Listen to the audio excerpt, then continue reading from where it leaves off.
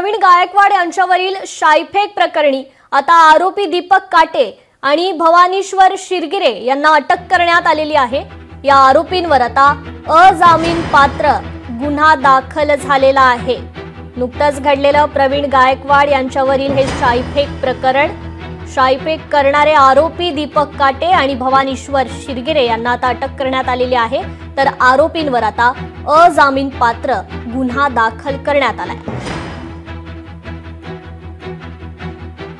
या संदर्भात आपण अधिक माहिती जाणून घेणार आहोत। आपले प्रतिनिधी वसीम अख्तर आपल्याशी जोडले गेलेले आहेत। वसीम, खरं तर या प्रकरणातील आरोपी दीपक काटे आणि भवानीश्वर शिरगिरे यांना आता अटक करण्यात आलेली आहे। त्यांच्यावर अजामीन पात्र गुन्हा दाखल करण्यात आलेला आहे।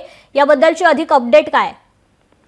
कृपा, निश्चितच पाहिलं गेलं तर अक्कलकोट या ठिकाणी संभाजी ब्रिगेडचे प्रदेशाध्यक्ष प्रवीण गायकवाड जे आहेत ते एका कार्यक्रमाच्या निमित्ताने जे आहे त्या ठिकाणी आले होते आणि त्या ठिकाणी जे आहे त्यांच्यावरती शाईफेक जे आहे ते करण्यात आले होते आणि या प्रकरणी जे आहे ते अक्कलकोट उत्तर पोलीस ठाण्यामध्ये जे आहे ते 7 जणांविरुद्ध जायचो गुन्हा दाखल जायचो त्या ठिकाणी करण्यात आला होता। मात्र यामधील असलेला मुख्य आरोपी जो आहे तो दीपक काटे आणि भुवनेश्वरी शिरगिरे या दोघांना जे आहे ते पोलिसांनी ताब्यात घेतलं होतं आणि त्यावेळेस जो आहे तो त्यांच्यावरती कलम जे होते ते मोठे नव्हते आणि मात्र पोलिसांनी त्याबाबत तपास करून जे आहे त्यांच्यावरती BNS 118 असं जे आहे ते कलम वाढवला आणि त्यानंतर जे आहे ते त्यांना दोघांना जे आहे ते अटक केलेली आहे आणि त्या दोघांना आज अक्कलकोट या ठिकाणी जे आहे ते न्यायालयात हजर करणार आहेत।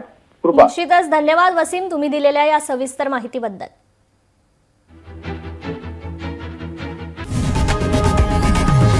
लोकशाही मराठी ऐका, पहा, जागरूक रहा।